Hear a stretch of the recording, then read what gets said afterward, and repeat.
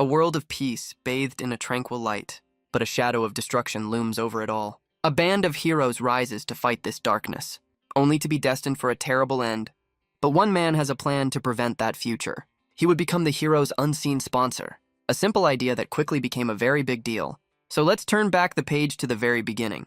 Our story starts with a man reborn into a noble's body, a noble who, unfortunately, can't even read the local language. A voice calls out, announcing dinner is served. He's greeted by an extravagant feast fit for royalty. After a delicious meal, he's offered a bath. He's living the life of a pampered, useless noble, and honestly, he's enjoying every second of it. But a maid's casual comment about his brother's return, and the mention of his family name, Palladio, suddenly shatters his blissful ignorance. That name is far too familiar, and for all the wrong reasons. The shock is so great he nearly drowns himself in the tub. The name triggers a horrifying realization.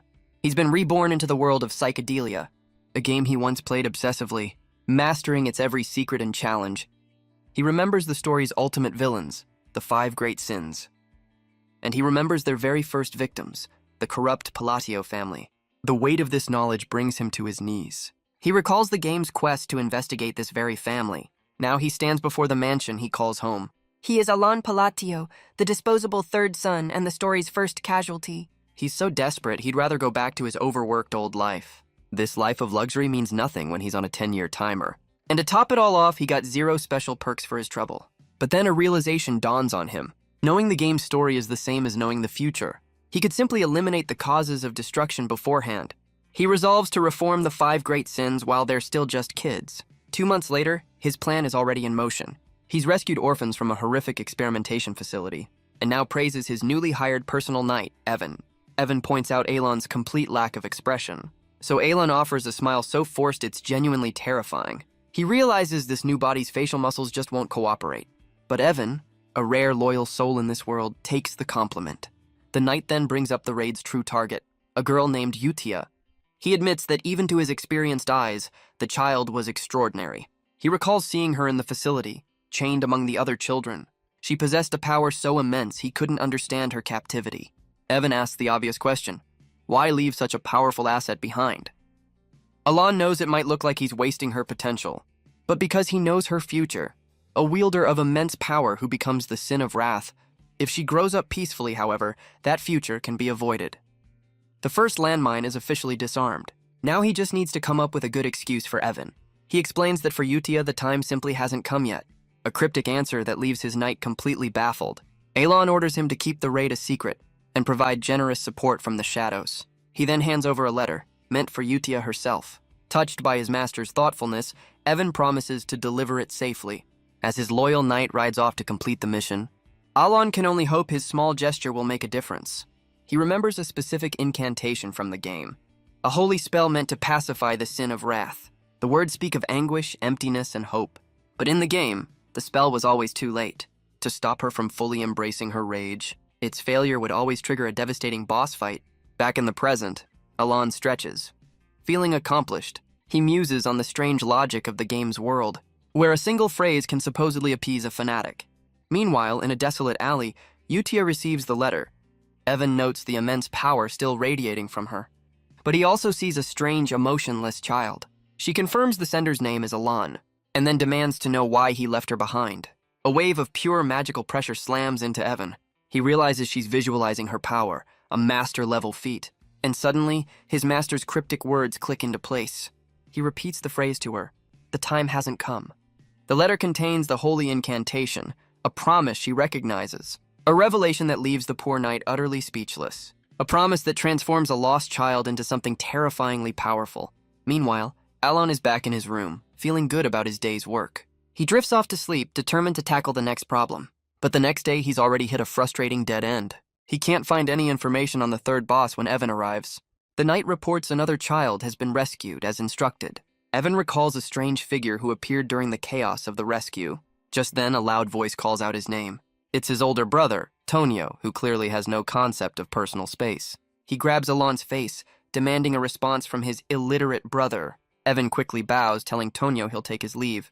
But Tonio pins him to the ground with his foot, pleased that the knight knows his place. Suddenly, a dagger flies past his head and embeds itself deep into the wall.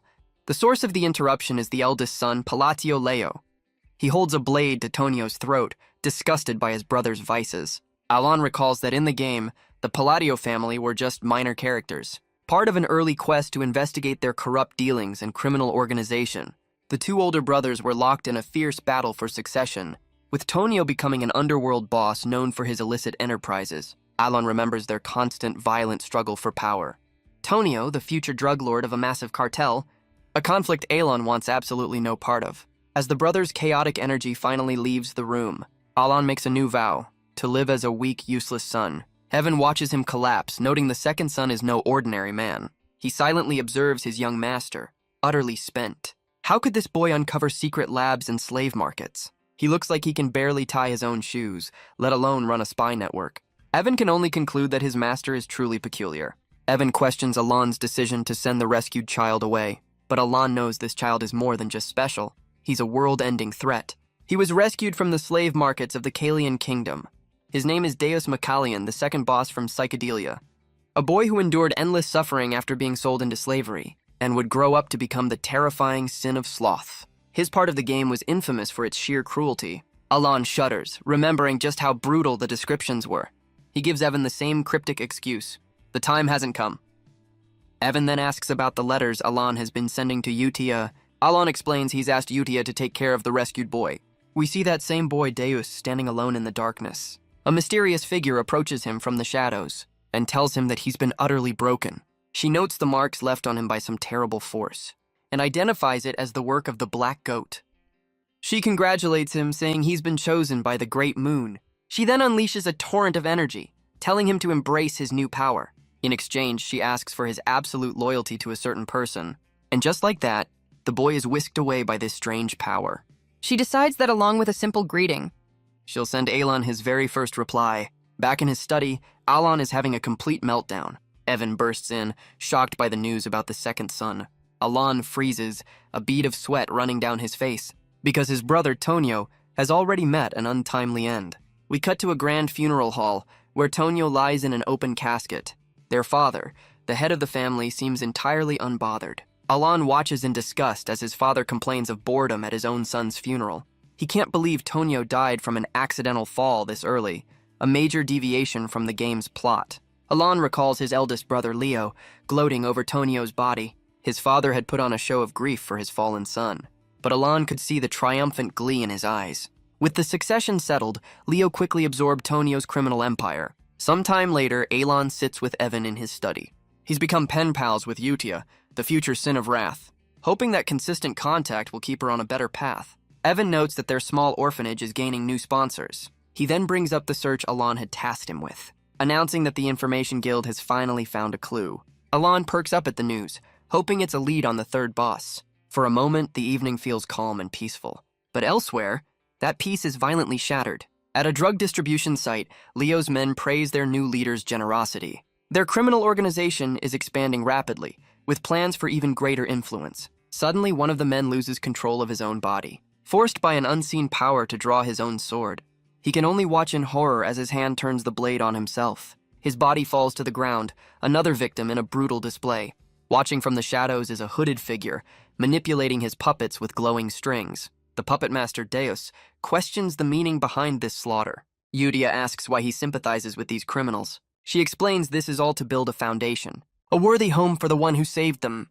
With their purpose clear, she unleashes a devastating wave of energy. Everything they do is according to their master's will. The entire criminal operation is wiped from existence in a single blast. They are the Blue Moon, the sword of their unseen master, leaving behind a massive crater in the shape of a crescent moon.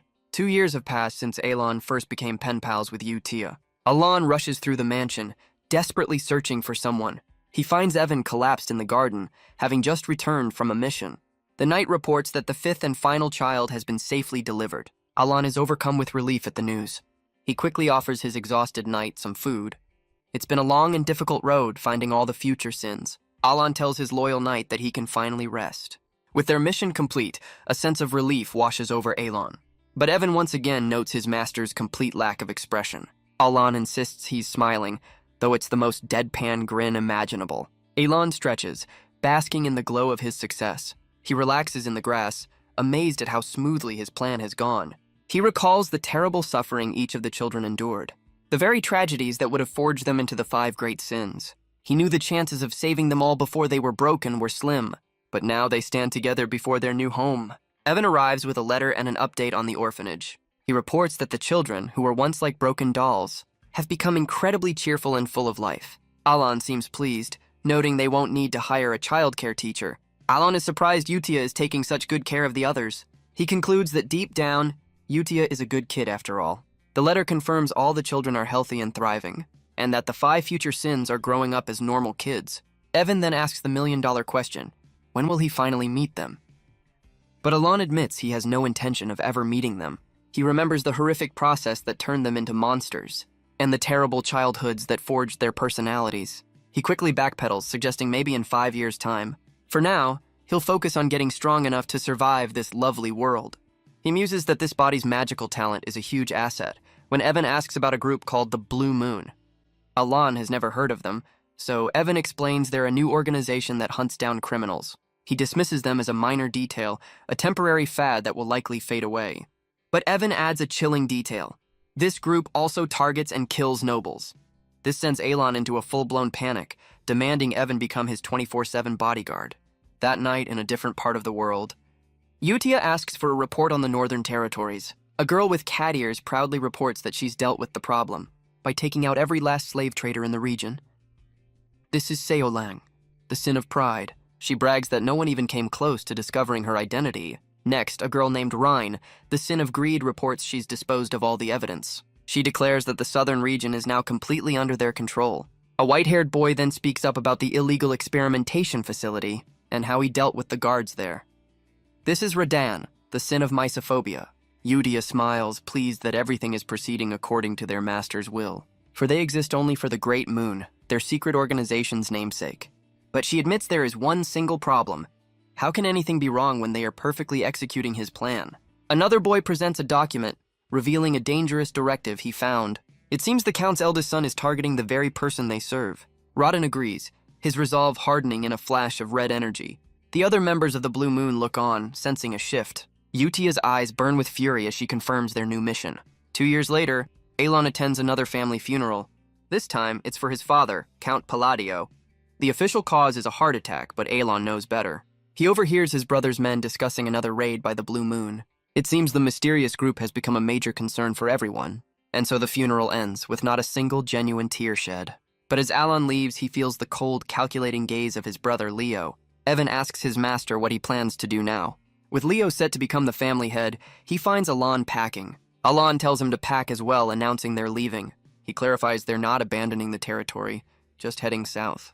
A destination Evan recognizes as the village of Roadmill. Alon confirms his plan to leave for the small southern town. As their carriage waits below, a figure watches from a balcony. It's his brother Leo, looking down with a triumphant smirk. Elsewhere, a simple breakfast of toast and eggs is being made, and Alon himself is the one doing the cooking. He's even learned to cook for himself, a simple, peaceful life. But that peace is shattered when he's dragged back for the eldest son's funeral. Alon can't believe he's back in this wretched place, watching the plot derail once more. He looks down at his brother, Leo, who was apparently killed by a sword to the heart. The question hangs in the air. Who on earth was powerful enough to kill Leo? He grabs a nearby attendant, demanding to know what happened. But the man panics, terrified of even making eye contact with him. Alon is completely baffled by the extreme reaction. As the other guests whisper and stare, Evan finally makes his way through the crowd. Alon asks if he's found anything, but his knight seems hesitant to speak. Evan whispers a shocking question, asking if Alon was the mastermind behind Leo's downfall. Alon turns away as the other guests begin to whisper and stare. The story flashes back to the day Alon first left for Roadmill. Evan had questioned his choice, suggesting a city would be a better destination. But Alon knew that the quiet village was essential to his grand plan. He had already saved the 5 children from their terrible fates, and successfully prevented the world's destruction. All he wanted now was for them to live normal, peaceful lives. Roadmill was perfect, a place completely disconnected from the game's story. It was the ideal spot to finally relax and enjoy his new lazy life. Evan calls out his master's habit of brushing things off when they're inconvenient. Alon can only sweat, realizing his knight is far too perceptive. The story returns to the day they left the estate. When Leo watched from a balcony, debating his brother's fate, he'd always planned to dispose of his useless younger brother. But since Alon was exiling himself, there was no longer a need. Still, Leo couldn't shake the feeling that his recent misfortunes were connected to Alon. His fingers drummed against the stone railing in frustration. He turns to a subordinate with a new command. Follow the carriage. The henchman, Alman, asks if this is an order to kill him. But Leo's order is met with an uncharacteristic silence. He's confused. Alman was known for his blind obedience. Yet for the first time, the loyal henchman is questioning his master. Leo snaps, telling him to just follow the command. But before he can finish, a blade pierces through his chest. He looks down in disbelief to see his own man has betrayed him. Alman explains that he's always enjoyed the game of war, and with a chilling smile, he admits the fun is now over. He follows a different creed now, one taught by the Blue Moon. And anyone who dares threaten their master will be eliminated. With a single brutal swing, Alman cuts down his former master. He'd been waiting 2 long years for this very command. Leo's final threat is cut short, as Alman declares Alon will now be free forever, and with that the assassin vanishes into the night. Sometime later, a new day dawns in a quiet town. Alon wakes up, feeling refreshed and content. He muses on the simple joys of his new life, waking and eating whenever he pleases. He's so proud of his cooking, he briefly considers opening a toast business. But his peaceful breakfast is interrupted by an urgent message from Evan. He takes the letter, his moment of bliss officially over. The news is so shocking, his 3-day trial of paradise has just expired. And just like that, he's dragged back to another family funeral. He notices the other guests are terrified of him. For some reason, Evan leans in with a wild accusation, asking when Alon became a criminal mastermind. The two of them sit in awkward silence, isolated from the rest of the mourners. Alon pleads with his knight to explain this insane theory. Evan lays it out. With Leo gone, Alon is the only one who benefits, making him the prime suspect. Alon is completely short-circuited by this insane accusation. Evan continues, noting that with Leo gone, all obstacles have conveniently vanished. He congratulates Alon for becoming the family's new mastermind, complete with a master assassin.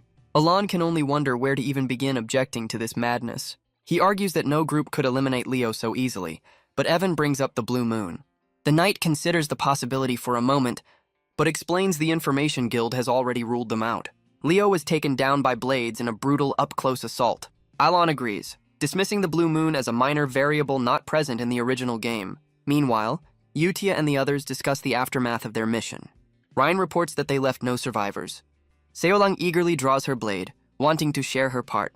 She boasts that the only thing she left behind was a mountain of bodies. Deus then reports on the remaining forces he faced, a total of 486 enemy combatants. And just as their leader commanded, Rodin confirms he eliminated every single one. Utia smiles, pleased with their perfect execution. In just 5 days, they've dismantled an entire criminal empire. But she tells Radan the cleanup isn't quite finished yet. Radan presents a new file, revealing more nobles connected to the criminal network. At the top of the list is the Altia Duke family, who are deeply involved. Udia takes the report, her expression turning cold. Her eyes glow with crimson light as she gives an unspoken command. The other members of the Blue Moon understand immediately. Seolang and Reen are practically buzzing with anticipation for their next mission. Radan simply promises to dispose of them quietly. Utia then asks Ryan for an update on the Information Guild. Reen confirms their cover is safe. The guild doesn't suspect the Blue Moon at all. Deus adds that the official story is a lone swordmaster went on a rampage. She clutches the file, her smile turning sinister. This mission, she explains, was not an official order. Deus looks up, his resolve hardening as she speaks. She reminds them that a sword should not think for itself. The Blue Moon only moves on command, for their master knows everything, and her final warning is simple: never disappoint him. But Deus is confused, wondering why someone as powerful as Utia would ever feel nervous about simply being caught. He finally understands, clenching the papers in his hand. Because everything they do is for the Great Moon, their unseen master. Back in his study, Alon is completely overwhelmed. For a month, he's been buried in paperwork, his dream of a lazy life shattered. With his brother's death so far off script, he's now the sole heir, and all the family's backlogged affairs have fallen squarely on his shoulders. He wonders why the vassals are suddenly so diligent, until he realizes they're terrified of the mastermind he's rumored to be. He figures they're just trying to stay on his good side. Just then, Evan's voice calls out to him by a crackling fire. The knight looks exhausted, but he has something important to say. He's amazed by Alon's magical talent, which is apparently great for roasting potatoes. Evan explains that reaching the second circle of magic takes years of training, but Alon admits he only practiced out of sheer anxiety for his own safety, a level of mana control that should be impossible for a novice. But our boy seems completely unimpressed with his own genius. He's just excited to finally be using magic in a fantasy world. He figures he can take his time learning, since the world is safe now. There's just one tiny problem. His mana capacity is pathetically small. Evan explains that a person's mana pool is predetermined at birth, and his own is naturally quite large. But Alon's is so minuscule that no amount of training can ever fix it. But Evan has an idea, presenting a formal invitation to a ball. Alon looks up, completely unenthused by the prospect. The scene shifts to a grand hall, filled with the kingdom's elite. Alon stands stiffly in his formal attire, looking deeply uncomfortable. He's been here for 5 minutes and is already completely exhausted. But as the future count, he knows he needs to build connections. He steals his resolve, while Evan seems more focused on the dessert table. But as they step forward, the crowd of nobles parts before them. They practically jump out of his way, terrified by his presence. Alon watches them flee, his fearsome reputation clearly preceding him. A boy with an eye patch teases Alan about being upset, but our boy is completely unfazed. Evan tries to comfort him, but Alan simply says he expected this treatment. He knows the Palatio name has fallen far from its former glory, becoming known as the degenerates of the East. But he came prepared, ready to unleash his secretly practiced social skills. He approaches a noblewoman, commenting on the unique taste of the wine. He takes a deep breath, noting its equally unique aroma. Then he offers what he thinks is a gentle smile, asking to take some home. The woman can only stare back in absolute, unfiltered terror. She faints on the spot, promising to prepare the wine as Alon looks on, confused. But his attempt at small talk is seen as a threat, cementing his new reputation. Alon can only assume the woman was just incredibly shy. The eye patch boy notes that the loot has increased again. As more terrified nobles send gifts, Alon's wine knowledge goes completely to waste. He realizes that with the rumors about his brothers, he's become the most avoided man in the entire kingdom. Defeated, he decides to step outside for some fresh air. But his departure is noticed by an elegant woman with crimson hair. Her gaze follows him with a sharp, calculating intensity. Alon finds a moment of peace on a quiet balcony, away from the crowd. He wonders where his simple, lazy life went so wrong. But a soft voice cuts through his thoughts, asking to speak with him. Alon turns, shocked that anyone is actually talking to him. He looks toward the source of the voice, his face a perfect picture of confusion. A young girl introduces herself as Loria, of the Altia Duke family. The name clicks instantly and Alon offers a wary hello. He remembers the Altia family as one of the game's 3 masterminds. Of course, the one person to approach him would be from a family of villains. But as he searches his memory, he realizes he doesn't recognize this child at all. He's certain she was never in the game. As she cuts right to the chase, asking for his help, she reveals a shocking truth. That she is going to be assassinated, a desperate plea from a girl who believes her life is over. She explains that as the daughter of a mistress, her older sisters now plan to kill her, and suddenly it all makes sense to Alon. She believes that with his rumored power, he can save her. But Alon immediately declines, though she insists she has something to offer. She offers him a fortune, but Alon cuts her off, saying he's leaving. He knows he can barely handle his own problems, let alone hers. So he walks away, leaving the desperate girl behind. Loria can only watch him go, her last hope fading. But as he walks, a wave of guilt washes over him. He offers a simple platitude, wishing her well, and with that, he leaves the ball, his mission a total failure. But his departure is watched by a familiar crimson-haired woman. She notes that an Altia approached their master, the Great Moon. But this girl is not a threat, and therefore not on their list. The two figures agree to follow their new orders to dispose of the remaining Altias. They continue to watch the party from a high balcony, hidden in plain sight. Their top priority is to keep their master from learning about this incident, all while Alon stands below, completely unaware he's being observed. But as he walks, the crimson-haired woman from before approaches him directly. Alon is internally ecstatic, hoping this is his chance to finally network. But his suspicion immediately returns. Is this another mastermind? He figures anyone brave enough to approach him can't be an ordinary noble. He greets her by name, Lady Zenonia, which seems to surprise her. Alon simply replies that she's famous for a number of reasons. He recalls the 3 great masterminds of the Asteria Kingdom, the Altia family of the north, and his own Palatio family of the east, and finally the Zenonia family, the degenerates of the west. The woman introduces herself as Kalia, the eldest daughter of Count Zenonia. He remembers her family as little more than sophisticated corporate thugs. Alon panics, realizing he needs peaceful connections, not dangerous ones. He decides to play it safe, simply complimenting her on her beauty. She accepts the flattery and suggests they speak more privately. But Alon knows they're being watched and just wants to leave peacefully. She simply smiles, noting that he's just as the rumors say. She hopes to see him again, leaving Alon utterly baffled. And with that cryptic farewell, she turns and walks away. He's left wondering what that was all about and if he's collecting weirdos now. Meanwhile, the Blue Moon observers note a new complication. It seems their master is being followed by a mysterious figure. With no orders to intervene, they decide to simply observe for now. Sometime later, Evan questions his master's certainty. He wonders if this strange canyon is really their destination. But Alon knows they've finally found his true objective. He confirms this is the real location, unlike his previous failed attempts. He reveals the real reason for this trip was a hidden labyrinth in the south, a dungeon with a very specific layout he knows by heart, by solving riddles in 8 different rooms. He can claim a powerful artifact, and luckily, he has the entire walkthrough memorized. He and Evan step into the ancient, glowing entrance. Alon is stunned. Seeing it in person is a completely different experience. He notes how perfectly crafted the entire canyon feels. When Evan asks how he knows this place, Alon gives a vague, unhelpful answer. He snaps out of it, telling Evan he's joking with the most serious face imaginable, and their welcome party is a monstrous creature bursting from the ground.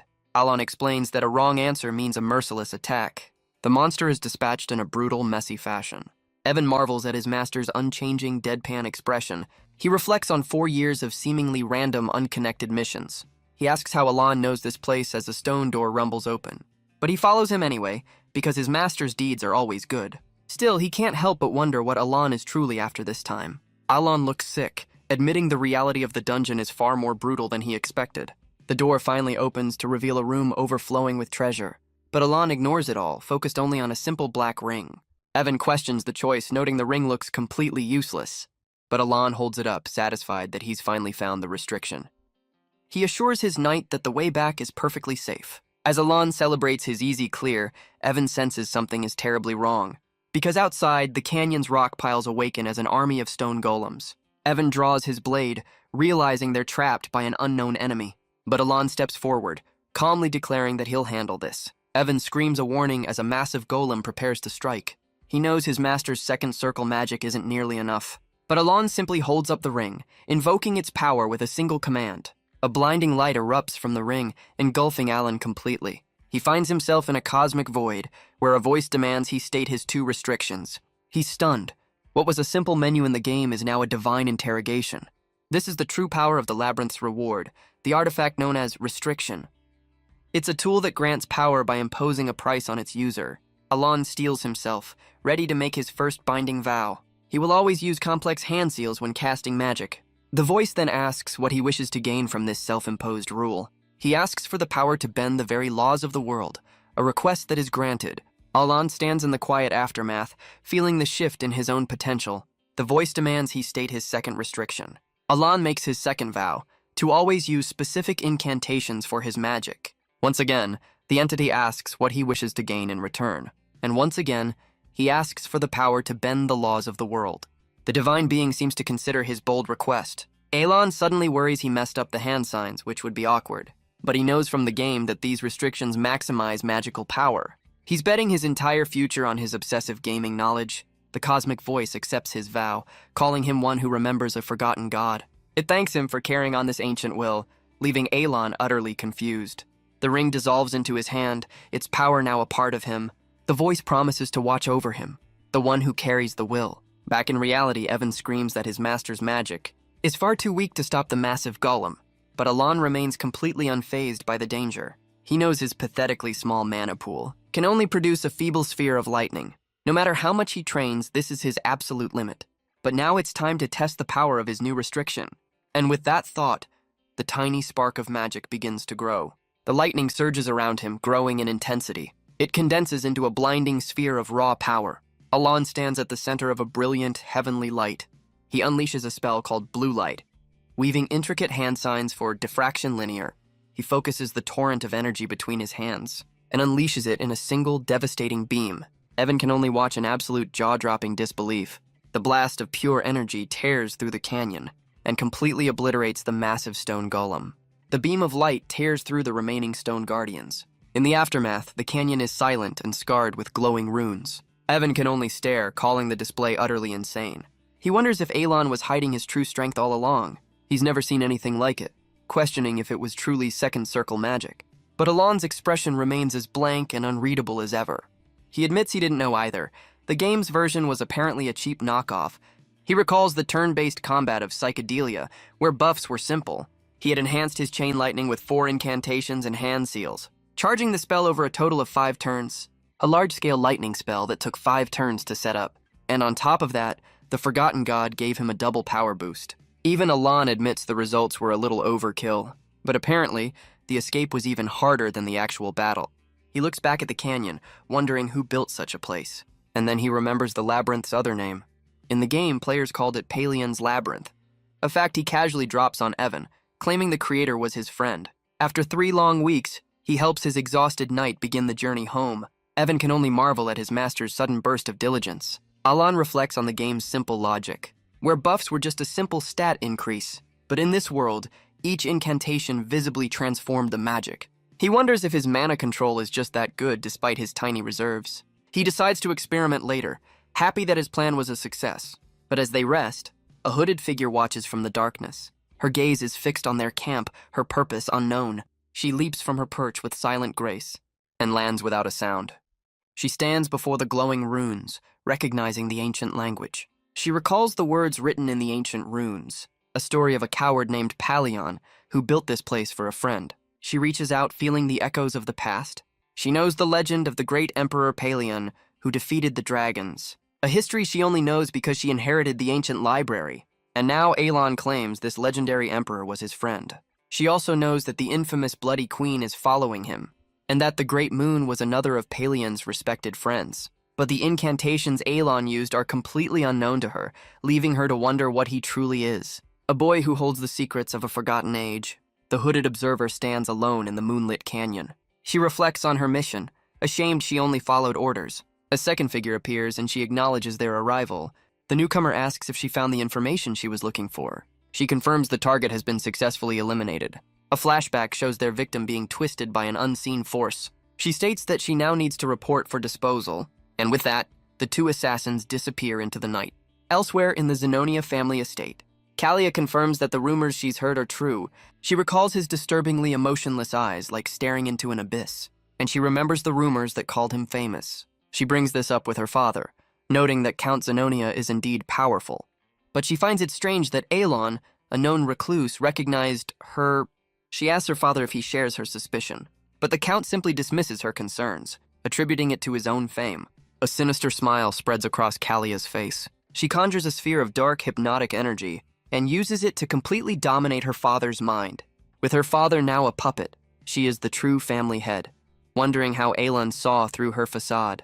Kalia notes that too many eyes are watching. Just then, a subordinate rushes towards her in a panic. He urges her to return to her room immediately, but his body begins to twist, a victim of some unseen force.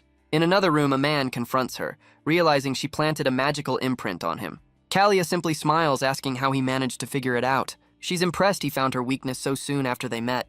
Meanwhile, Alon deals with a very different problem, his knight using him as a pillow. A carriage makes its way to the grand estate of the Altia Duke family, and inside, Loria smiles, realizing Alon is no ordinary person. She recalls his cold eyes, a noble of the underworld. He was her last lifeline, but he simply walked away. She knew he'd never accept a deal with so much risk. Her siblings had already stripped her of everything she had. Now she was truly alone with nothing left to offer. She returns to the Altia estate, her hope completely gone. But as she enters, a maid calls out in a panic. The servant rushes to her with some terrible news, that 2 of her siblings have taken their own lives. Loria can't believe it. Ruthless killers don't just give up. Loria recalls the names of her other siblings, Timilian and Malian, as the servants cry out in terror. They too have met a gruesome end, taken by an unseen force. Loria can only stare, completely stunned by the carnage. Meanwhile, Radan leaps from a rooftop, his work finished. He offers a cold smile, reporting the disposal is complete. The Altia estate falls silent, its dark secrets purged. Loria stands frozen, trying to make sense of the chaos. And then she remembers Alon's final cryptic words to her. She realizes he was never weak, just hiding his claws. She now sees him as the Count family's true mastermind. And she finally understands what he meant. Just like him, she became the sole heir overnight. She stands alone in the now empty estate, wondering what kind of devil's bargain she's made. She knows what happens to those who betray him, and resolves to stay on the path she's chosen. 2 months pass in the blink of an eye. A man arrives, claiming to be under orders from Duke Altia. Alon can only marvel at the expensive wine, a perk of his new reputation. He's told the wine is worth thousands in gold per bottle. But the card is signed by Loria Altia, leaving Alon confused. The messenger insists the Duke personally ordered its delivery. And a horrifying thought begins to dawn on Alan. That Loria, the youngest daughter, has become the new Duke Altia. We see her 2 months prior, taking over after her father's passing. Despite the sudden and convenient demise of all her siblings, she had a perfect alibi from the night of the ball. Her own secret organization had been dismantled by her siblings, leaving her with absolutely nothing left to lose. She wonders if he took advantage of her desperation, casually declining her plea, only to handle everything from the shadows. She tries to grasp just how many moves ahead he's playing. He must have helped her because he needs the Altia name for his own plans. Even her family's vast power is nothing compared to what he's hiding. He's an underworld boss who built an empire on business alone. And now he wants her family's prestige to manipulate the entire kingdom. Loria walks through the halls of her new empty home. For now, she'll focus on her duties, certain her benefactor will contact her soon.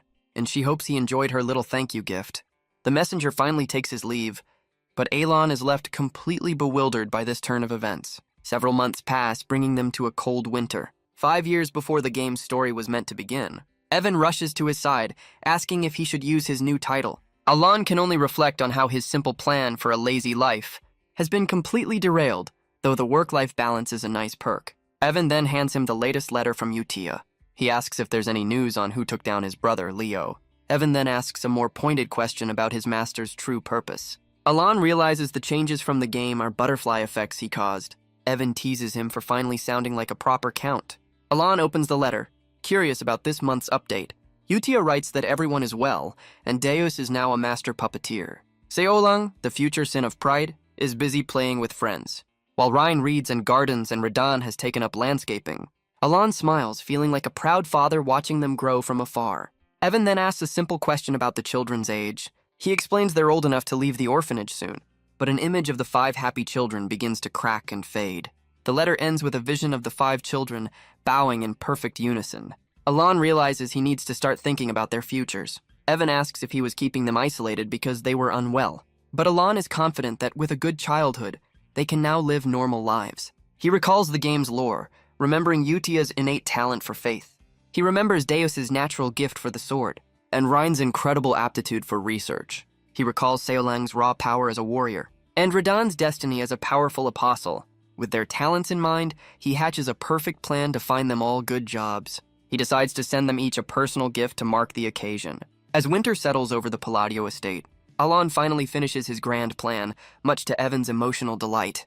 The knight eagerly sets off to deliver the letters, hoping for a future reward. And with that, the children are sent out into the wider world. Utia receives her letter, noting that this time it's personal. The other 4 future sins also receive their own individual directives. Seolang is absolutely thrilled by the personal attention from their master, while Ryan and Utia consider the weight of his words. Each of them now holds a key to their own unique future. Deus holds his letter with a stoic expression, while Seolang celebrates hers with pure joy. Ryan and Radan also read their own letters, their expressions thoughtful. But Utia suggests they first review the old letters explaining their master's directives are on another level. The others are surprised, as only Utia had ever read them before. They gather to read, confused by the casual conversational tone. Utia explains that their master always disguised his orders this way. His very first letter, a friendly greeting, also contained targets for elimination. Another letter officially entrusted her with the blue moon, choosing them all for his cause. She explains that to prevent leaks, they must understand the true meaning behind his words. But Radan asks a simple question. Why not just use magic if security is the issue? Utia reminds them that they don't need to understand, only to follow. Radan can only marvel at her chillingly firm faith, finally understanding. Seolang, however, is just excited to read her new directive, and so, under the dim light of a single lantern, the 5 future sins gather to learn their new destinies. Deus is being sent to Caliburn, while Seolang is less than thrilled about the desert. Ryan is headed for the entertainment city, and Radan to the city of labyrinths. And Utia herself is being sent to the Holy Kingdom of Rosario. The letters clearly state what each of them is meant to do. Deus is confused why he's to become a knight, but Seolang is just happy their support will continue. Ryan adds that the letters also mention where to find their gifts. But before they part, Utia gives them one final critical order. Unless their master says otherwise, the name Blue Moon is forbidden. And with their new missions clear, the 5 children set off, each one heading down their own separate path into the world. 3 months later, Alon is buried under a mountain of books. He's trying to understand his new magic, but finds no answers. He asks Evan about Leo's case, but the guild still has no leads. Alon worries that his meddling has sent the butterfly effect spiraling out of control. After all, Loria Altia, a girl who should have died, is now a powerful duke. And to make matters worse, she's rapidly expanding her own underworld forces. He immediately tells Evan to call off the investigation into Leo's death. He knows the Information Guild is nearly omniscient in this world, and if he digs too deep into these new plot threads, he might just uncover a truth that will get him killed. He figures it's best not to poke the hornet's nest. Evan agrees, and the investigation is officially closed. But Evan, now sporting a new eye patch, has an update on Deus. The boy has not only been knighted, but has founded his own knight order. Alon is stunned, realizing Deus has already reached an expert level of skill. Alon can't believe Deus is already a sword expert, a prodigy who makes even his distant sponsor proud. 6 months fly by in a flash. A year after the children left, Evan arrives with fresh news. He announces that Deus is now a master knight, a revelation that completely short-circuits Alon. He thought master knights were simply sword masters. In the game, they were superhuman warriors of immense power. But Evan clarifies Deus isn't quite there yet. He earned the title by defeating the fourth sword in combat. Alon recalls that Caliburn has been at war for a decade, and Evan explains that becoming a swordmaster takes decades. The youngest ever, Reinhardt, only achieved it at age 32. Alon remembers him from the game, a prodigy from birth. Even with that talent, it took Reinhardt 20 years to master his craft. So how did Deus, a complete novice, do it in just one? Our boy wonders if he'll get any credit for this miracle. But his thoughts turn to a more pressing issue. Only Utia writes to him. Her letters always include updates on the other children. He's a little hurt that none of the others have ever thanked him.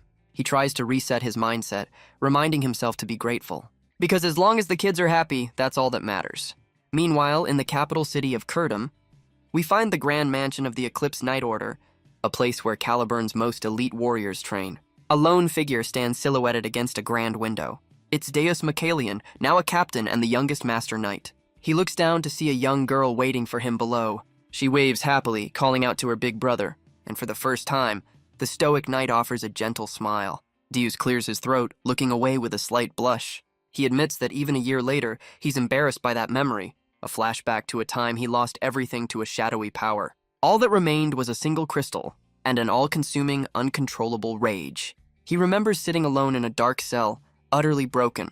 The crystal was the only thing he had left of his past. He wasn't loyal just because the Great Moon saved him, but because the Blue Moon promised him a path to revenge. He threw himself into every mission with no regard for his own safety. For years, he carried out missions for the Blue Moon, until he received his first personal directive from their master. He remembers his confusion upon reading the strange letter. It spoke of a gift waiting for him at a small remote inn. Deus admits he was never one for presents, but he followed the order, arriving at the designated location, and what he found inside left him completely stunned. He ran towards a small girl, his composure finally breaking. Reaching out for the one person he thought he'd lost forever, it was his younger sister, alive and well. The family he thought was lost forever was now in his arms, a reunion that breaks his stoic facade. In a quiet inn, the two siblings hold each other tightly. He asks his sister, Celie, what happened after they were torn apart. She offers a gentle smile, wiping away his tears. They sit down together, ready to fill in the missing years. Celie begins to recount her story after being taken away. She was imprisoned in darkness, waiting for her turn. The moment came when she was to be sacrificed on a dark altar. But just as her life was about to end, a hand reached out and saved her. She explains that years later, she was about to be sold to a slave trader, when a mysterious swordsman cut through the darkness to save her, a mercenary named Evan who had come to her rescue. After that, she received continuous support and medicine, all under the name of Alan Palatio, who promised her safety. She expresses her immense gratitude for this unseen benefactor. But Deus is left wondering how their master knew everything. He never spoke of his family, only that he was a victim of the Black Goat. He realizes their master, the Great Moon, truly knows everything. A realization that solidifies his unwavering loyalty. And just like that, all of Deus's doubts fit together like a puzzle. He finally understands Utia's anxiety and her warning about a sword thinking for itself. He now realizes that he was the foolish one all along. He remembers his master's promise that good things would come his way. Now he sees that even those words, spoken so long ago, were a hint that his master already knew his sister would survive. His sister's voice brings him back to the present moment. He gently pats her head, certain that even though the sword acted on its own, his all-knowing master must have generously overlooked it.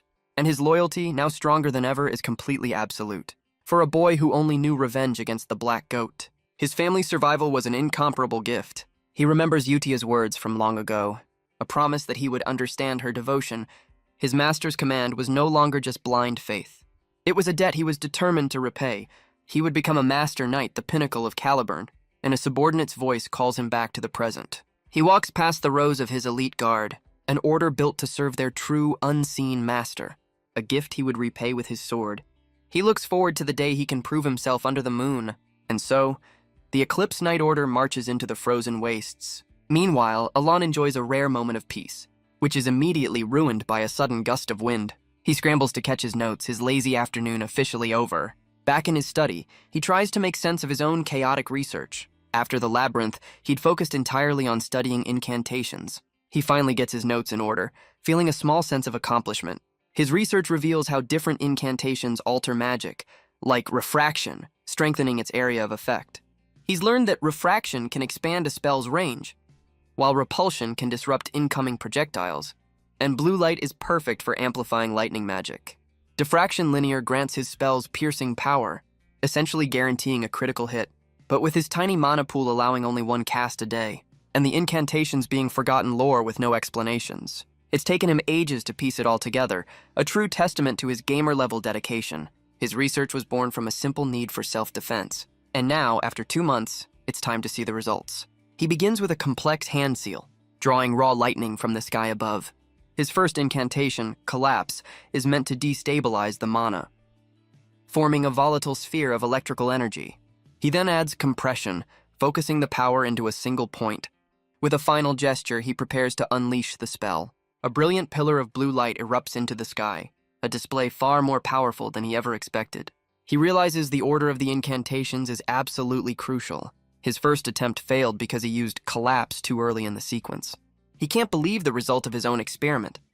But his little magic show has attracted some unwanted attention. Kalia and her father are stunned, mentioning a term Alon doesn't know: origin. Alon is just wondering why the one person he wanted to avoid is here. The Count explains that this is the magic of a legendary 7th Circle mage, a concept completely foreign to Alon, who just wanted a self-defense spell. The Count points, asking if Alon is the one responsible for this display. He compares Alon's talent to a king recognizing a prodigy for his own. Soon after, they're all seated in the Palladio reception room. Kalia gets straight to the point, stating she has 2 reasons for being here. Her first goal is to confirm Alon's intentions, and to gauge the power that has taken over the Palladio family. She also wants to know more about the organization protecting him. Back in the present, she notes her father is trembling in fear. This is Biankel, a 5th Circle mage exiled for his dark experiments. A man who was always arrogant, now reduced to a quivering mess. He can only wonder if what he saw was truly origin magic, a question that leaves even the calculating Kalia deeply concerned. Just then, Alon enters the room, interrupting their thoughts. He asks what business brings the Zenonia family to his home. Kalia offers a polite apology for their sudden and unannounced visit. Alon accepts, saying he won't blame her for wanting to see the new Count. But he wants to make one thing perfectly clear. What he used was not origin magic. He claims that if he had to rank it, it would barely be 2nd Circle. He explains it's a useless spell, with no practical application for combat. A statement that carries a very clear, unspoken warning. Forget what you saw. The once arrogant mage quickly agrees, his formal tone shocking even his own daughter. Alon sighs in relief, then asks what business actually brought them here. Kalia claims she was simply in the area and decided to pay him a visit. But Alon cuts the conversation short, saying he's far too busy to entertain them. Kalia accepts her dismissal, thanking him for his time. But Alon offers one last piece of unsolicited advice. He suggests she visit Duke Altia, claiming the two would get along splendidly. A comment that clearly strikes a nerve with the crimson-haired mastermind. She forces a smile and agrees, promising to pay the Duke a visit. And with that, the Zenonia carriage finally departs from the estate. Evan asks why they were here, but Alon simply feigns ignorance. Internally, however, he knows this has just become a massive headache. If rumors of his origin magic spread, every wannabe hero will be at his door. He explains to Evan that the two families are rivals, making his suggestion an obvious power play. Alon just wants to be left alone, his patience clearly wearing thin. As the Zenonia carriage departs, the question of Alon's magic hangs in the air. Kalia asks her father if what they witnessed was truly origin magic. The mage denies it, but Kalia presses him about his earlier terror. He explains that origin magic creates new laws, a power reserved for the supreme. But what he saw through his observation lens was something else entirely. He describes a figure cloaked in an aura of absolute terrifying power, a being who could fix lightning in place and twist the very laws of nature to his will. And somehow the spell still worked, defying all logic. A feat of magic so impossible, it could only be called a miracle. And behind that miracle, the mage saw something else. A terrifying, godlike presence watching over Elon. The thought alone is so dangerous, he forces himself to stop. After a lifetime spent studying forgotten magic, he comes to one simple, terrifying conclusion. Never oppose Count Palatio. Kalia realizes it's pointless to even try and guess his true intentions. His suggestion to visit Duke Altia was just another move on a much larger board, and she understands that she has already become one of his pawns. 5 months later, 2 years have passed since the children became independent. Evan enters the study, ready to deliver his report. Alon asks for an update, hoping for news on the children, but Evan reveals the Zenonia and Altia families have formed an alliance, a revelation that sends Elon reeling. It's a secret agreement, a pact made in the shadows of the underworld. Alon panics, wondering if his plan to save the world just created a new supervillain team-up, and then a horrifying thought dawns on him, that they took his sarcastic suggestion to heart. He tries to rationalize it away, certain it's just a temporary arrangement, but the weight of his accidental meddling is too much to ignore. So he begins to draft a very careful, very awkward apology letter. He hands the awkward apology letter to Evan for delivery, but his thoughts quickly turn to a more pressing concern. The complete radio silence from Radan and Seolang.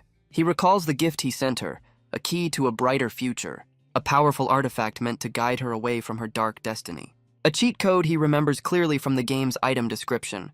He'd even given her a map to some hidden treasures to get her started. Her destination was the harsh desert nation, a land ruled by strength, a desolate place where only the strong can hope to survive. And in that very desert, a tired Seolang finally takes her first step. She stretches triumphantly, celebrating the end of her trials. She holds up a golden gauntlet, thanking the great moon for his gift. She had thought the essence of the Golden Mane tribe was just a legend. But the stories she heard in her childhood were no mere fairy tales. A flashback reveals the history of her people, the Lion tribe. They are the descendants of the Golden Mane, king of all beast folk. And the essence is a legendary item, granting immense power and authority. An item she found thanks to the map from her master. She endured the grueling trials of its inner world, and now wields a power she once thought was only a myth. She knows that what's clear is the Great Moon saved her, and gave her the power to avenge her parents against the Black Dragon. A debt she is now determined to repay. A surge of golden energy erupts from her body. She realizes her master's true intention was never for her to be an ordinary gladiator. Now she understands what she must truly do. She will become the strongest and revive the scattered Golden Mane tribe.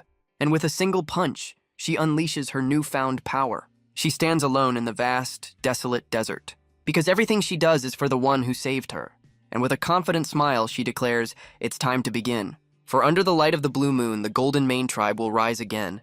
Back in his study, Alon recalls a recent conversation. Evan reports that the Information Guild has picked up rumors about the children. It seems Seolang has earned the nickname Golden Flash, a name that rings a faint bell for Eloni. Evan explains that in her new home, strength is all that matters. Alon then asks about Radan, but the information is still unconfirmed. He suddenly stares at his knight, asking if he's busy. He tells Evan to get ready for a month-long trip to the Magic Tower, much to the knight's surprise. Alon clarifies their destination is the Blue Tower, near the city of Labyrinths. Evan nods, agreeing to prepare for their long journey. But Alon is already dreading the month-long trip, a necessary evil to fix his tiny mana reserves. He thinks back to the Labyrinth City, a place he spent countless hours grinding. It was one of the game's main leveling maps, an endless dungeon. A place so vast, even the developers admitted it was just to troll players. But the endless dungeon also produced endless treasures, making appraisers invaluable. He recalls that Rhine is set to become one of these appraisers soon. He worries the simple appraisal tool he sent her might not be enough, but he figures he can always send more support later. A city of explorers ruled by no one but ambition. In a quiet corner of the city, past countless other storefronts, lies a secretive appraisal shop called Merd. Its unique services have attracted powerful clients, including the Lord of Lartania himself. The masked appraiser presents a device that generates flame from mana. The Lord is amazed to see a relic that can be engraved with new effects. He's even more impressed by its efficiency, lasting an hour on a tiny bit of mana. As another satisfied customer leaves, you have to wonder about that shop name. The appraiser sighs, finally alone after a long day. She removes her mask, revealing the face of Rhine, the future sin of greed. She stands in her workshop, her mind already on the next project. She presents another item, explaining it can also be engraved. As she closes up shop for the night, she thinks of the gifts from her master, the Great Moon. She recalls his order to become an appraiser, a command she didn't understand at first. She knew their master was connected to ancient legends and that their purpose was to deal with a dark threat. But his directive to become a simple appraiser in Lartania seemed completely disconnected from their true mission. She remembers finding the gift he'd left for her, an artifact meant to help identify items below a certain threshold. But as the chains broke, she realized this was no ordinary tool. Its true nature was unknown even to the ancient library. It was an artifact known as the Eye of the Abyss, a legendary item that could be awakened by feeding it other relics. She knew that to fight the darkness, this power had to be unleashed, and so she began the long process of offering it worthy items. Using her appraisal tools to find the perfect sacrifices, she was already more than halfway to her goal. The eye would absorb a relic's essence, fundamentally changing its own nature. This was her true mission, to find and appraise high-level items to feed the eye, a task only she could accomplish thanks to her unique gift of the Eternal Library. All of this for one single purpose, to destroy the Black Wolf. All for the one who saved them, all according to the Great Moon's will. 3 weeks later, Alon and Evan arrive at the legendary Blue Tower, but they're greeted by the Vice Master, Fenia, who has zero time for visitors. She tells them to make it quick, her patience already worn thin, but Alon recognizes her, a future genius who will one day lead this very tower, an institution with power and influence rivaling even the highest nobility. Knowing this, he steels himself and introduces himself as Count Palladio. He explains he's here about the time gate, which barely gets her attention, until he makes a claim so bold it stops her in her tracks. He can destroy it. A dangerous rift in reality that unleashes untold horrors upon the world. Fenia scans him, questioning what he can do with such meager talent. She dismisses him entirely, leaving Alon completely flustered. She mocks his claim, sarcastically agreeing to his impossible request. Her anger flares as she explains he's not the first to make such a bold claim. Alon insists he can prove it, internally grumbling about her attitude. She accuses him of being a new count trying to pull a cheap publicity stunt. A wave of immense power erupts from her as she warns him to behave. Alon stumbles back, realizing the rumors about him aren't entirely wrong. Her eyes glow with power, her patience clearly at its end. Alon can only sweat, knowing he'd be flattened if he stepped out of line. But Alon is desperate, offering his entire fortune if he fails. He's so serious, he's even willing to swear a magical oath. Fenia considers his offer, her expression still cold and skeptical. She leads him to the time gate, reminding him of the high stakes. She admits she was curious if he was a true mastermind, or just a lucky fool who stumbled into power. She scoffs at his pathetic mana, wondering what he could possibly do. After all, these gates usually just spit out a relic and disappear. But this particular time gate has been a problem for over 2 years. She tells him to leave if he's just here to waste her time. Fenia notes his use of hands instead of a staff, a primitive technique she tries to dismiss. But a terrifying presence suddenly fills the chamber. A massive, blood-red eye opens in the darkness above them. Fenia is frozen by the sheer evil radiating from the gate. The two of them are just specks before this overwhelming power. She realizes she can't move. That time itself has stopped. Her analytical mind races, trying to comprehend the magic at play. She stares up at the eye, a symbol of pure malevolence. Her mind deciphers the impossible phenomenon, realizing what this thing truly is. Her mind is flooded with forbidden knowledge, a warning not to comprehend this being. The massive red eye glares down, a symbol of pure cosmic dread. A hand of pure malevolent energy begins to form from the darkness. It reaches down for Fenia, who is still completely frozen in place. But Alon steps forward, demanding absolute silence from the entity. Fenia's analytical mind finally processes the demand, and she understands.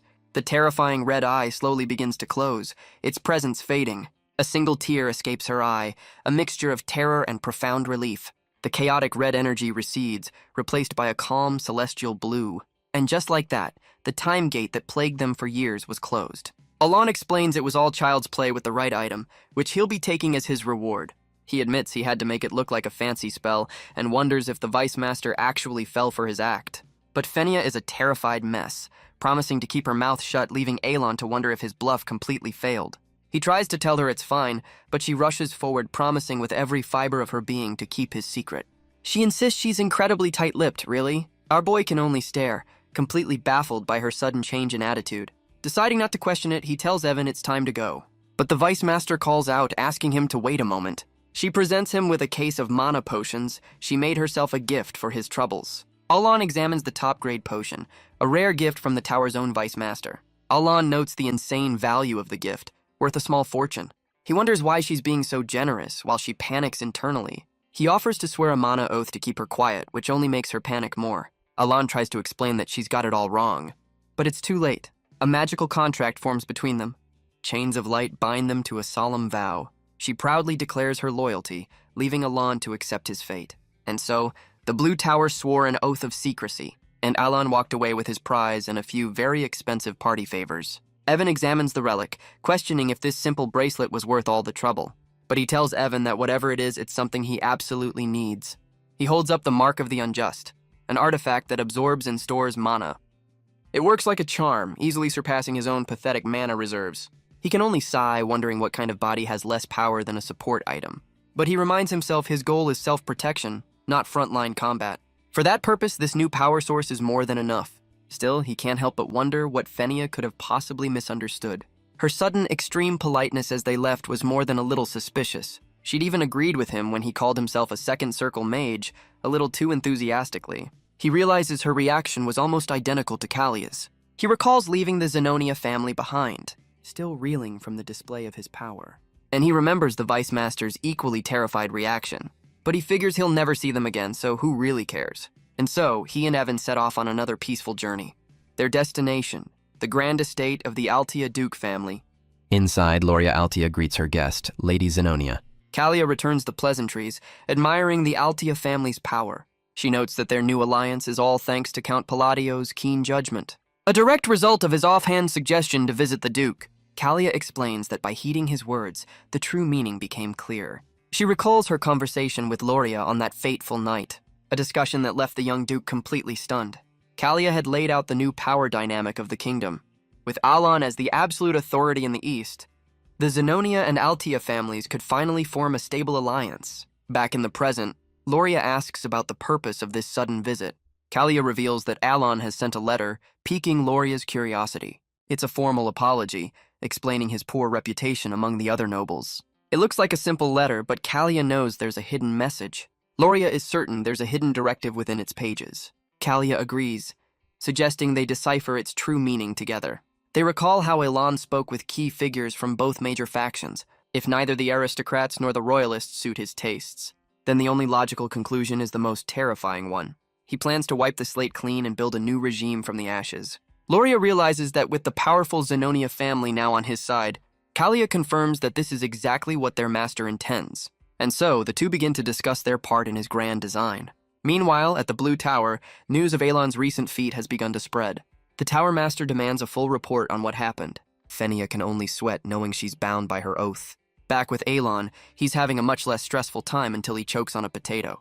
Evan rushes to his side as Alan blames his near-death experience on the snack. He recovers quickly, still praising the deliciousness of his roasted treat.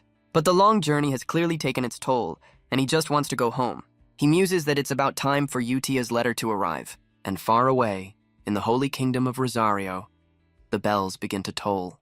A woman with silver hair and crimson eyes offers a knowing smile. It's Utia, now a holy sister and looking more dangerous than ever. Back at the Blue Tower, the Tower Master boasts about awakening a rare magical eye, only for Fenia to casually mention she was born with hers. A voice announces the Tower Master's return to the Grand Institution. Salame Micardo, an 8th Circle mage, enters his office and immediately senses the time gate is gone.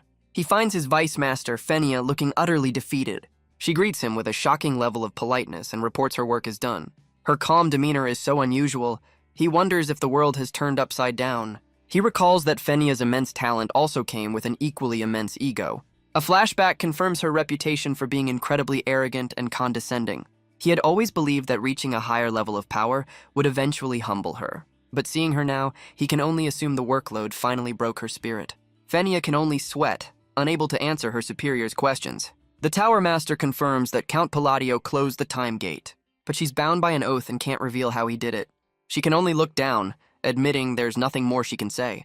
He muses that whatever broke her legendary arrogance must be origin magic. She's so defeated she doesn't even swat his hand away. The Tower Master finds this Count Palladio to be a very interesting man. A month passes since Elan's return from the Blue Tower. With his new artifact, his research has accelerated dramatically. He's even discovered new rules for combining incantations. He explains that the order of incantations seems to be the key. Evan interrupts, noting that his master's magic grows stronger every day.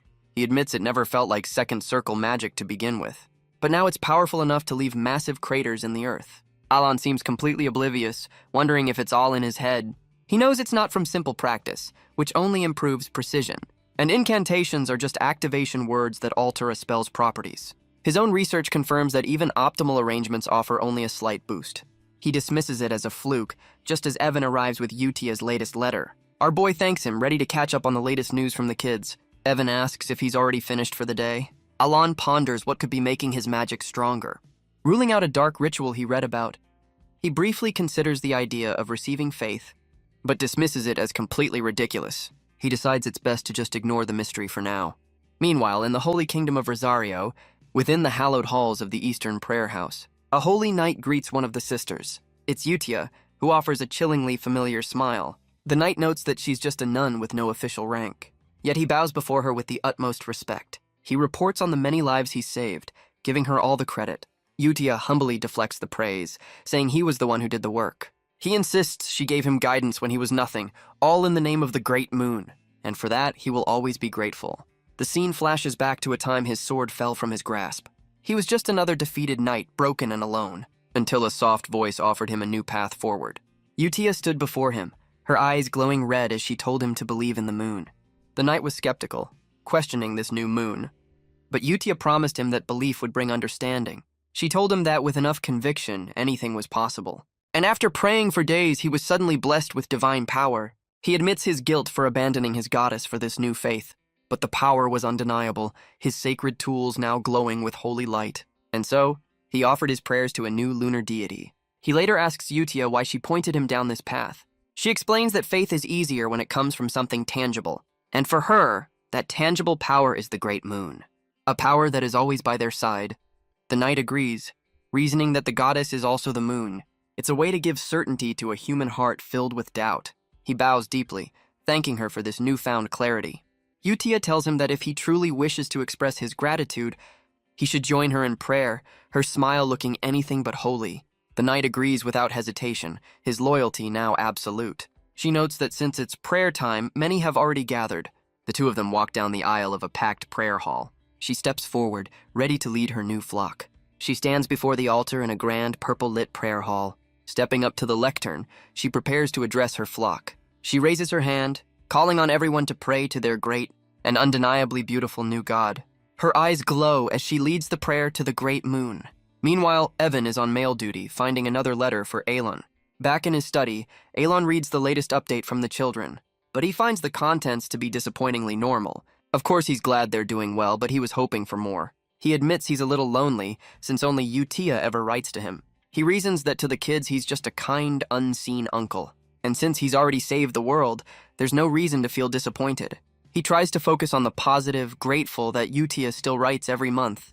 But he can't help feeling like an unappreciated father, though he quickly insists he's fine. His brooding is suddenly interrupted by Evan, who startles him out of his chair. Alon awkwardly tries to regain his composure, asking why his knight is still there. Evan explains he has an urgent report from the Information Guild about the children. He begins his update on Radan, the one Alon was most curious about. And the news is that the boy has apparently become a pirate. Alon demands a full report, imagining a letter from the future sin of Mysophobia, who is now apparently a swashbuckler. Evan explains that Seolang and Deus are the ones making the biggest waves. Seolang has already racked up an impressive 32 consecutive wins in the arena. Alon is stunned, recalling the current champion is the Lion King with 41 wins. He remembers that same Lion King as an overpowered companion from the game. In a land filled with powerhouses, he wonders if she'll soon be at the very top. Evan then moves on to the news about Deus's Knight Order. It seems they've already taken down a powerful barbarian chieftain.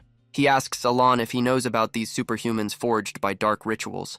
A fearsome warrior, a product of this very process. Alon knows them all too well, remembering a brutal quest line from the game. He's just glad he won't have to deal with that particular quest line. Evan confirms that Deus's latest achievement puts him on par with the legendary First Sword. Alon briefly wonders if he should have visited in person for the sweet, sweet in-game benefits. Evan then moves on to Rhine, the appraiser who enhances relics with mysterious black engravings, a detail that clearly piques Alon's interest. But then he asks the question he's been dreading, what about Radan, the supposed pirate? Evan confirms the rumors are true. Radan is in the Seven Archipelagos, a notorious pirate haven, and has apparently become the captain ruling over the largest of the 7 islands. A revelation that completely shatters Alon's composure. He realizes a ridiculous fan theory he once read has somehow become his actual life. Alon insists that becoming a pirate was not part of the plan. He remembers that according to the game's lore, Radan was from a rare sea god race, and with the Laxus seas full of relics, he'd recommended a career as a treasure hunter. But Evan points out that a pirate captain is basically a lord, and Radan is now a big shot. Alon asks the obvious question, how did Radan take down the previous captain? After all, the 7 pirate captains are all superhuman warriors, and their forces are said to be undefeated in naval combat. But then, a thought occurs to him, what if Radan found all the best ancient relics? He recalls grinding the treasure hunter minigame for overpowered gear, realizing Radan must have stat-checked his way to the top. He knows life rarely goes according to plan, but this is just getting ridiculous. Evan can only watch as Alon collapses, feeling the bitter sting of a father whose kid chose piracy. The story shifts to the massive maritime city of Laxus, a tropical paradise known as the Pirates' 7 Paradises. And at its heart, the largest of them all, the first archipelago. The previous ruler, the great pirate Redslayer Alcride, has been defeated. And the one who took his place is none other than Radan, the new captain of the first archipelago. He looks out over his new domain, his expression unreadable. But even with all this power, he admits he can't figure something out. He wonders what their master, the Great Moon, truly is. He admits he never thought much about his master, seeing him as just a kind uncle. After all, his time with the Blue Moon was spent simply following Utia's lead. So when a direct order came from the Great Moon himself, he found it completely baffling. He couldn't understand the point of becoming a simple treasure hunter. He was reluctant, his mind consumed by the need for swift revenge. A revenge against the dark forces that destroyed his home and slaughtered his people, who had lived in peace on a hidden island. He remembers escaping to the continent only to be hunted down. His own exhausted parents were forced to sell him into slavery, a memory that left him broken, with nothing but a thirst for vengeance. He believed that becoming a treasure hunter had nothing to do with his quest for revenge.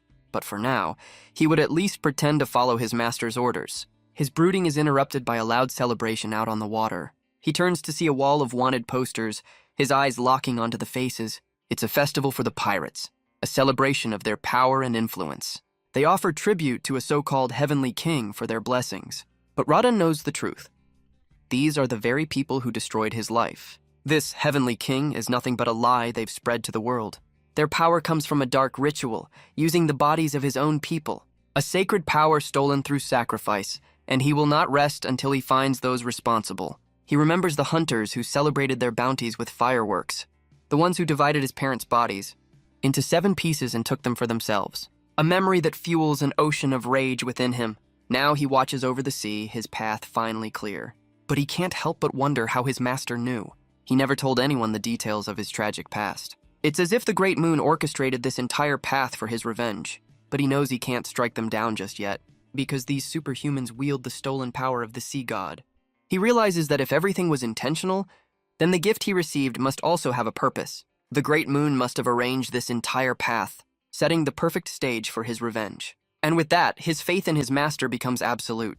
The scene shifts to a bright tropical cliffside, as Radan takes a step into the open air and dives from the towering cliff into the ocean below. He sinks into the depths, a silent descent, until the pendant around his neck begins to glow with a brilliant light.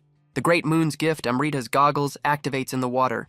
It was a tool that made it easy to find relics in the deep sea, and use their power to make up for his own weaknesses. He emerges from the ocean, his treasure hunt now complete. He realizes he wasn't just grateful, he was foolishly short-sighted, because the Great Moon had kept his promise in every single way. He didn't just place the targets of his revenge right before him. He also granted him the power to see that revenge through, and now Radan finally understands his master's true intention: to take his revenge and seize control of the 7 archipelagos. He reminds himself that everything he does is for the Great Moon, his unseen master. Words that once held no emotion now shine with absolute trust. A new conviction is engraved deep within his heart. Everything is for the Great Moon. And so, Radan stands alone on the shore, his purpose renewed. 3 months later, as autumn arrives, Alon is dragged to a grand social event he'd rather skip. Their carriage makes its way through the vibrant countryside. Evan reports that 2 other noble families have joined them. He finds the local custom of traveling in groups for safety to be a complete hassle. But that evening, he would learn something important.